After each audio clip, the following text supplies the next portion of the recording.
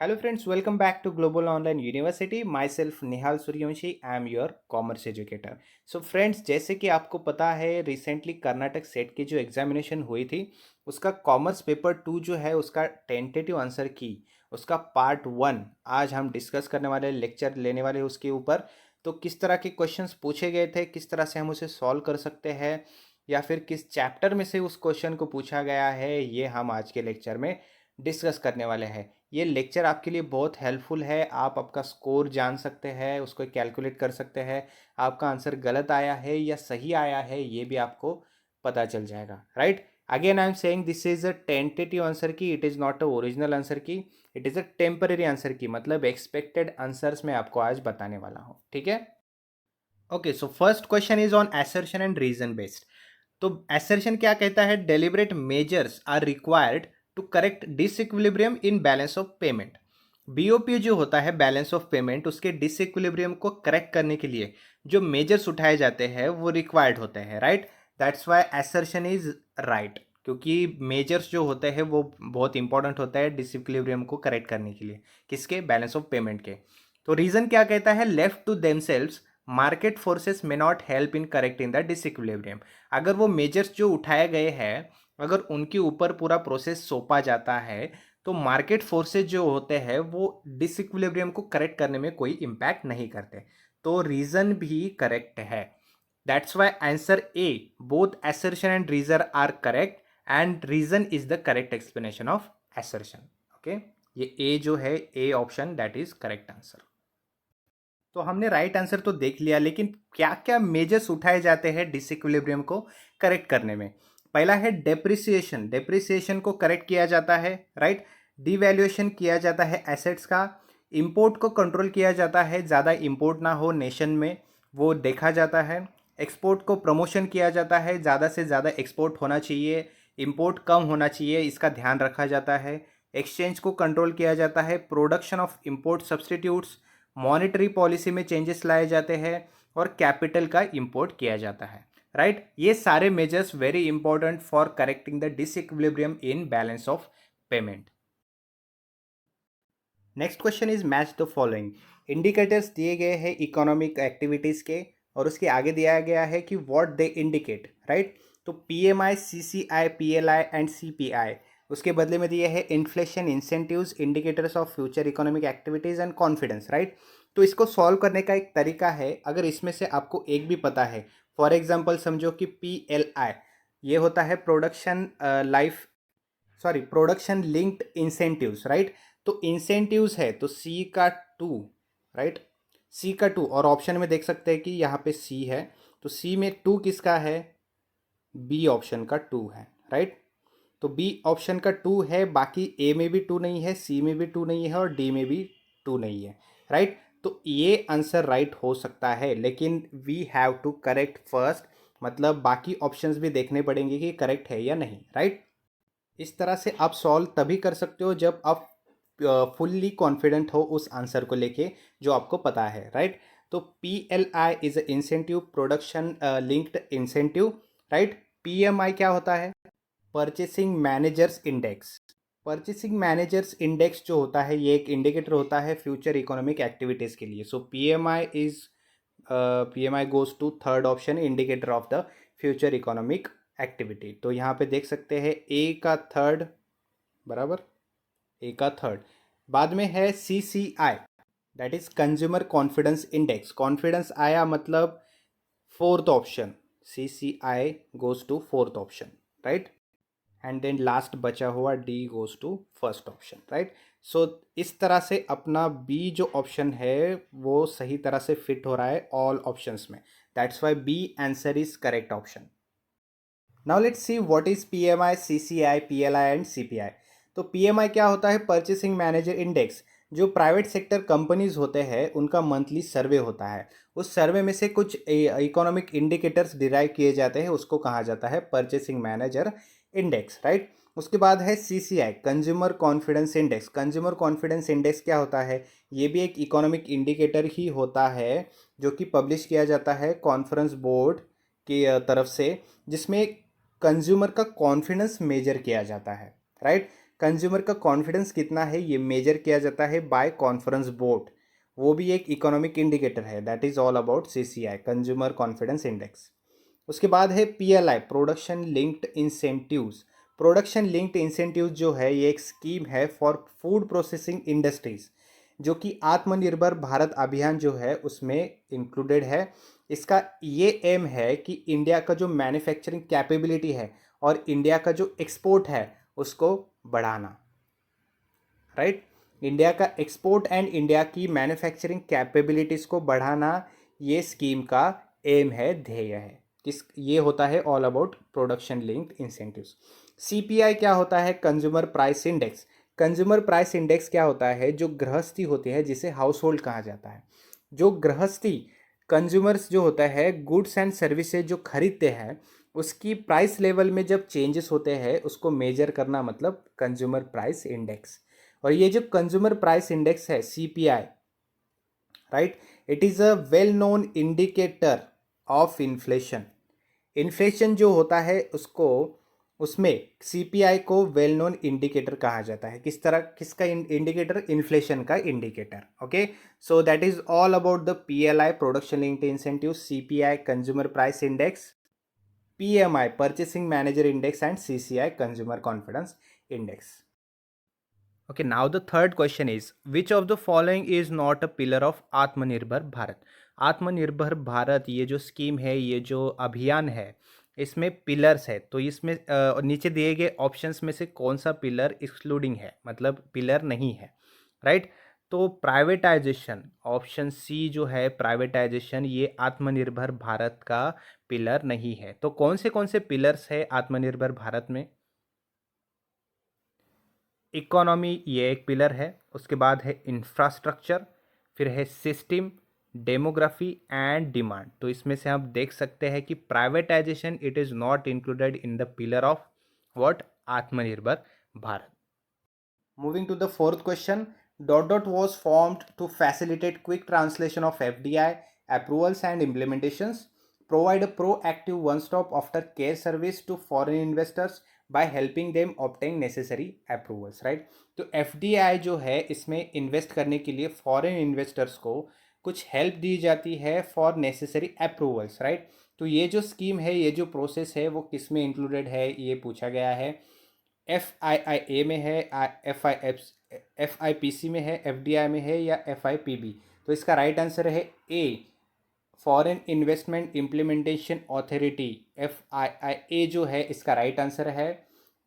जो FIIA जो है फॉरेन इन्वेस्टमेंट इम्प्लीमेंटेशन अथॉरिटी, ये सेटअप की गई थी गवर्नमेंट ऑफ इंडिया के द्वारा।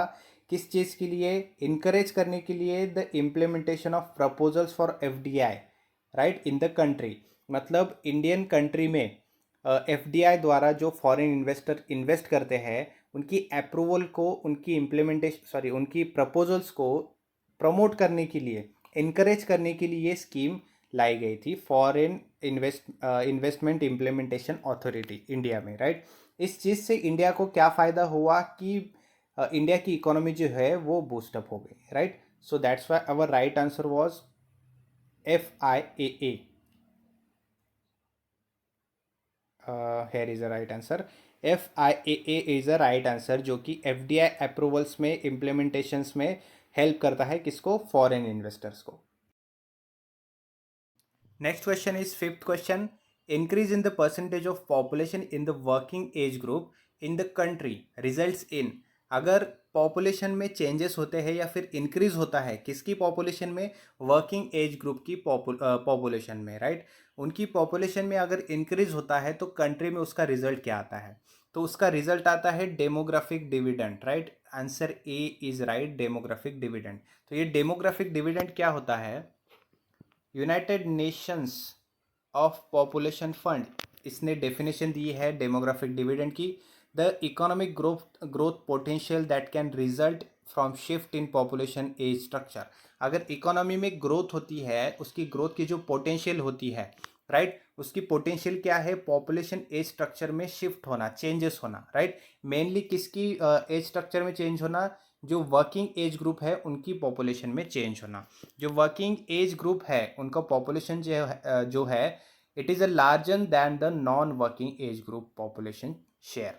अगला सिक्स्थ क्वेश्चन है, dot dot is a self regulating business model that helps a company be socially accountable to itself, shareholders and public. मतलब ऐसे मॉडल जो कि बिजनेस सेल्फ रेगुलेटिंग बिजनेस का model है, जो कंपनी को socially accountable रखता है, हेल्प करता है उस चीज़ में, कंपनी को भी करता है, शेयर होल्डर्स को भी करता है और पब्लिक को भी हेल्प करता है, राइट। तो ऐसा कौन सा मॉडल है? That is corporate social responsibility, CSR, जो आपने सुना होगा। CSR जो है वो सेल्फ रेगुलेटिंग बिजनेस मॉडल है जो कंपनी को सोशली अकाउंटेबल रखता है, कंपनी को ही नहीं तो शेयर होल्डर्स को और पब्लिक को भी इक्वली अकाउंटेबल रखता है।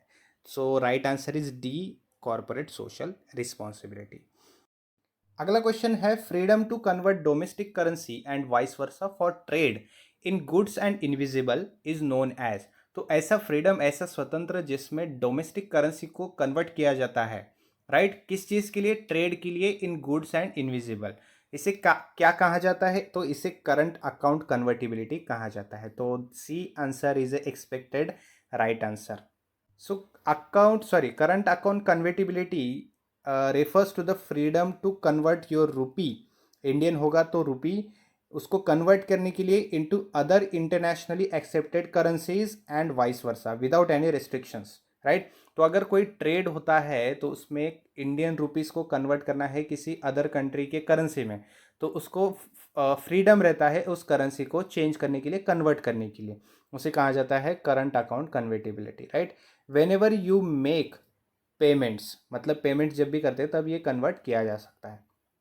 सिमिलरली कैपिटल अकाउंट कन्वर्टिबिलिटी, तो कैपिटल अकाउंट कन्वर्टिबिलिटी क्या होता है?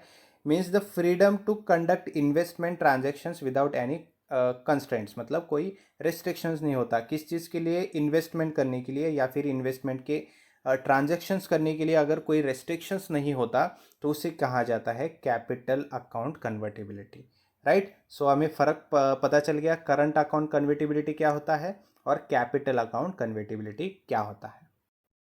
अगला क्वेश्चन है, eight a commercial enterprise that operate substantial facilities, does business in more than one country and does not consider any particular country its national home is known as. ऐसी company जो कि बहुत सारे बिजनेस फैसिलिटीज ऑपरेट्स करती है और अपना business जो है वो एक कंट्री से ज़्यादा कंट्री में बिजनेस करती है और वो किसी एक कंट्री को अपनी होम कंट्री या फिर नेशनल होम नहीं मानती। तो इस तरह की कंपनी कौन सी होती है? तो वो होती है transnational company. Okay, so option C is the correct answer, that is expected answer, कि सी आंसर राइट हो सकता है। यहाँ पे हम देख सकते हैं कि मल्टीनेशनल कंपनी क्या होती है? Operates in more than one country and have centralised management system, वो होती है मल्टीनेशनल। मतलब एक से ज़्यादा देशों में उसका कारोबार चलता है लेकिन उसका एक होम कंट्री होता है, राइट, वो होती है मल्टीनेशनल कंपनी।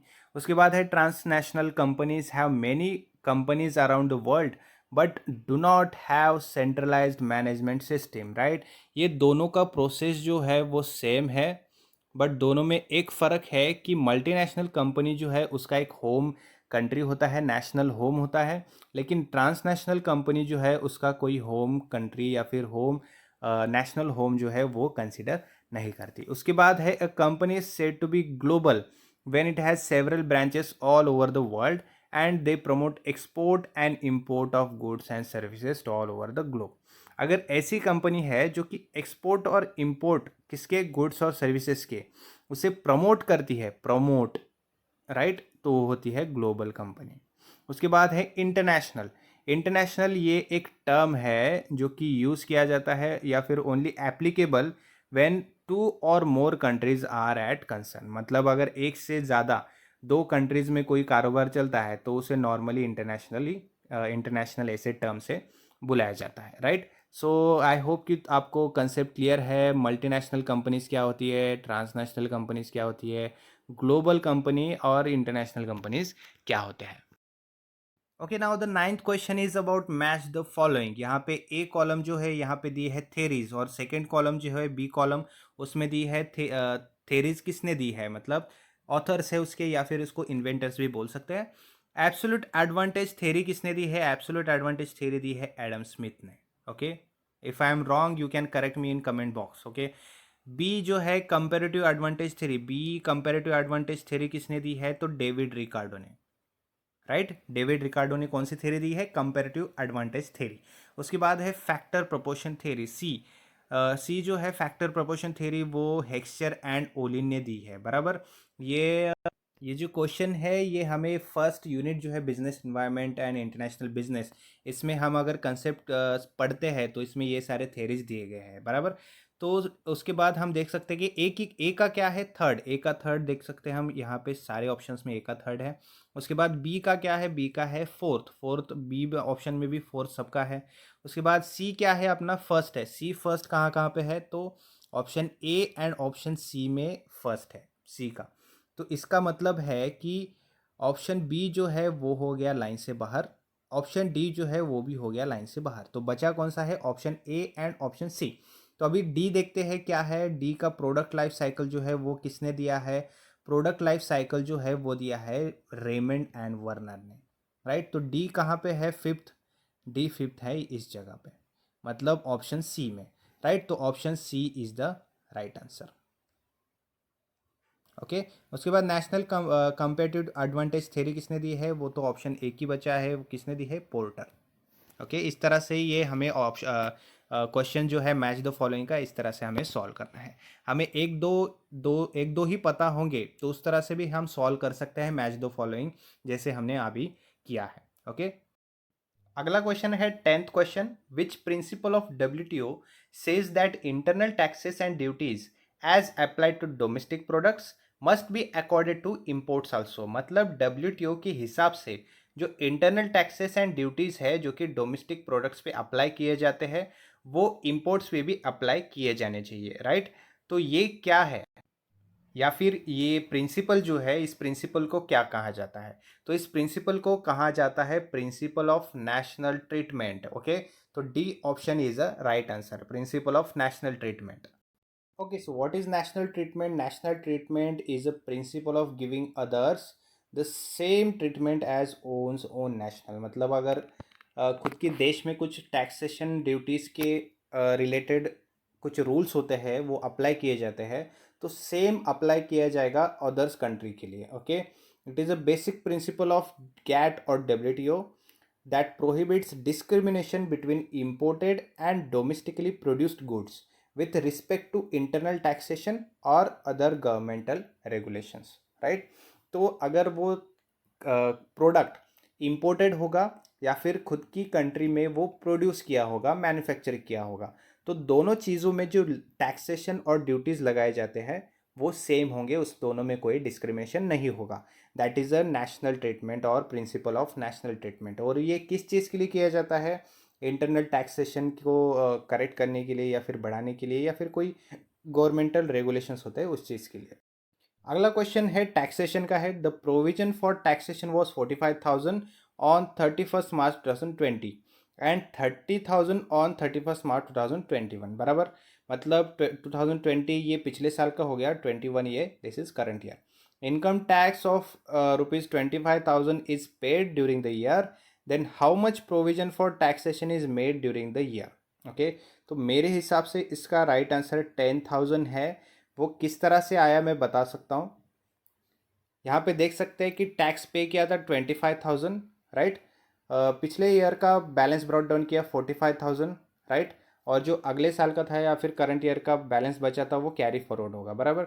तो इसका कैलकुलेशन किया 45,000, 30,000 प्लस 25,000 इज इक्वल टू 55,000, तो बचा कितना? 10,000 rupees profit and loss.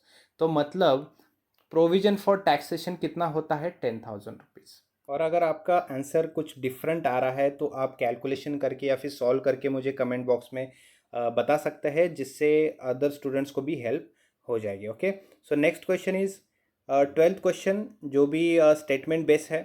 First statement है before Garner and Murray decision no distinction was made between trading loss and capital loss. उसके बाद सेकेंड स्टेटमेंट है partnership is dissolved on the death of partners, right. मतलब ये question जो है ये partnership पे आया है। इसमें फर्स्ट क्वेश्चन में क्या कहा गया है, जो गार्नर एंड मुरे का केस था, राइट, उसमें डिस्टिंक्शन बिफोर डिसीजन डिस्टिंक्शन नहीं किया गया किस चीज़ में, trading loss and capital loss में, बराबर। तो as per my knowledge this statement is correct, right. First statement is correct. और दूसरा क्या है, partnership is dissolved on the death of partner, बराबर है। तो पार्टनरशिप कब डिसॉल्व होता है, जब पार्टनर की डेथ होती है या फिर पार्टनर कंपनी छोड़ देता है, राइट। तो इस टाइम पे पार्टनरशिप डिसॉल्वमेंट होती है, तो सेकेंड स्टेटमेंट भी राइट है। इसका मतलब ऑप्शन सी जो है, statement first and second are true, ये मेरे हिसाब से एक्सपेक्टेड आंसर यही होना चाहिए। Okay. Okay, so the next question is 13th question. Section 211 of the Companies Act 1956 deals with, जो latest है वो है 2013, right? Correct me if I'm wrong. 2013 is the latest Companies Act, right? Section 211 जो है 1956 company act है वो पूछा है, वो डील करता है option A, the form and contents of the balance sheet and profit and loss account, right. It is related to what, 211 section of Companies Act 1956. 14th question is, when the cost incurred on recruiting, training and developing the employees is considered for determining the value of employee is called, ये question जो है वो HRM से है, right, HRM, human resource management. तो इसमें क्या कहा गया है, ऐसा खर्चा जिसमें रिक्रूटिंग पे किया जाता है, ट्रेनिंग पे, डेवलपमेंट पे किया जाता है एम्प्लॉयज़ के, किस चीज़ के लिए, उनकी वैल्यूज़ डिटरमाइन करने के लिए। तो ये जो प्रोसेस है, उस प्रोसेस को क्या कहा जाता है, उसे कहा जाता है द हिस्टोरिकल कॉस्ट अप्रोच। मतलब बी ऑप्शन है ये राइट होना चाहिए, राइट। हिस्टोरिकल कॉस्ट अप्रोच जो है उसमें क्या किया जाता है, एम्प्लॉयज़ की वैल्यू डिटरमाइन करने के लिए उनके रिक्रूटिंग, ट्रेनिंग, डेवलपमेंट पे कॉस्ट जो है वो इनकर्ड किया जाता है। ओके सर, अगेन 15 क्वेश्चन जो है वो मैच द फॉलोइंग है। लिस्ट वन में जो है वो है human resource valuation models, okay, list one में। और लिस्ट टू जो है उसमें है उसके प्रोपाउंडर्स। तो पहला है हिस्टोरिकल कॉस्ट मेथड, जैसे कि हमने लास्ट क्वेश्चन में पढ़ा कि हिस्टोरिकल कॉस्ट मेथड। तो हिस्टोरिकल कॉस्ट मेथड, ये जो ह्यूमन रिसोर्स वैल्यूएशन मॉडल है वो किसने प्रोपाउंड किया है या फिर उसका प्रोपाउंडर कौन है, वो है विलियम सी पाइल। ओके, सो ए का थर्ड कहाँ कहाँ पे है, ए का थर्ड सी में है और डी में है। ओके, उसके बाद है P, B, replacement cost approach. Replacement cost approach किसने दी है, ये अप्रोच वो दी है रिंसेंट लिकर्ट ने। तो बी का फोर्थ कहाँ पे है, बी का फोर्थ है सी में है, ओके, और बी में भी है, राइट। तो बी एंड ए तो पहले ही लिस्ट से आउट है, राइट। और डी भी सेकेंड, जो बी जो ऑप्शन है रिप्लेसमेंट कॉस्ट अप्रोच, उसकी वजह से वो भी ऑप्शन से बाहर हो गया है। So right answer is C. Okay, so again C जो है अपॉर्चुनिटी कॉस्ट मेथड, वो किसने दिया है, वो दिया है H E Koeman and Johns ने। और बचा हुआ डी वो किसने दिया है, वो हरमनसन, जो गुडविल मेथड है। ओके, इस तरह से हमें मैच द फॉलोइंग सॉल्व करना है। Okay, so we have done with today's part one, जो कि जिसमें हमने 15 क्वेश्चन जो है केसेट के, जो अभी लेटेस्ट एग्जाम हुई थी उसके पेपर टू कॉमर्स के क्वेश्चंस, हमने 15 क्वेश्चंस डिस्कस कर लिए हैं विथ फुल एक्सप्लेनेशन, राइट। अगर आपको कोई कंसेप्ट समझा नहीं होगा या फिर कोई आंसर में कुछ डाउट होगा तो आप कमेंट बॉक्स में लिख के मुझे बता सकते हैं, पूछ सकते हैं। मैं नेक्स्ट लेक्चर में, नेक्स्ट पार्ट में, सेकेंड पार्ट में आपको उसका आंसर दे दूंगा, राइट। सो नेक्स्ट सेकेंड या थर्ड पार्ट में हम पूरे आंसर की ख़त्म करने वाले हैं, जिससे आपको पूरा ज़्यादा टाइम भी नहीं लगेगा और आपका पूरा आंसर की आपको मिल जाएगा। Again I am saying this is a temporary tentative answer की, it is not a original answer की, right. So thank you for today session, have a good day and let's meet in next part.